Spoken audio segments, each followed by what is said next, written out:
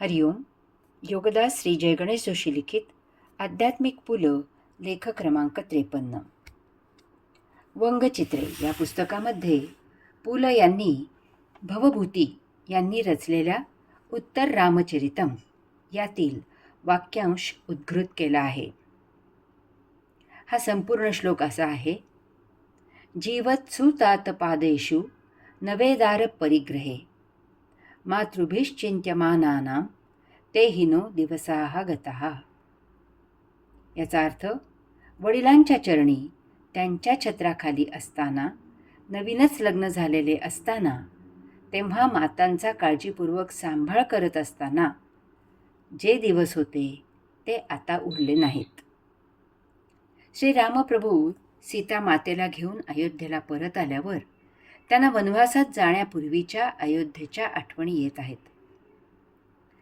पु ल शांतिनिकेतनमध्ये असताना तेथे शांतिनिकेतनच्या माजी विद्यार्थिनी, भारताच्या माजी पंतप्रधान इंदिरा गांधी आल्या होत्या.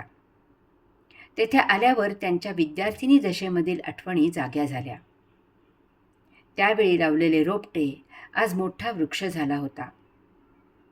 इंदिरा गांधींनी त्यावेळी प्रधानमंत्री म्हणून भाषण केले नाही, तर त्यांनी स्वतः हाताने लिहून आणलेले भाषण केले.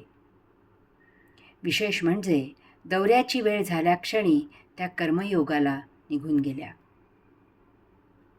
माझ्या लहानपणी किती सुरेख दिवस होते, इतकेसे मिळाले तरी समाधान होत होते. गेले ते दिन गेले वगैरे असे प्रत्येकाला वाटत असते. साधकांनाही असे होणे स्वाभाविक आहे, कारण मन गप्प बसत नाही. आपण कोठे गेलो की मन आठवणींचा कप्पा उघडते आणि स्मृती जागृत करते.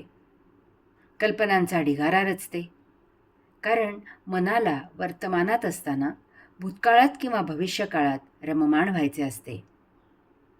गप्प बसलो, निचळ झालो, मौन झालो, शांतपणे स्थिर झालो की मनाचे मरण असते.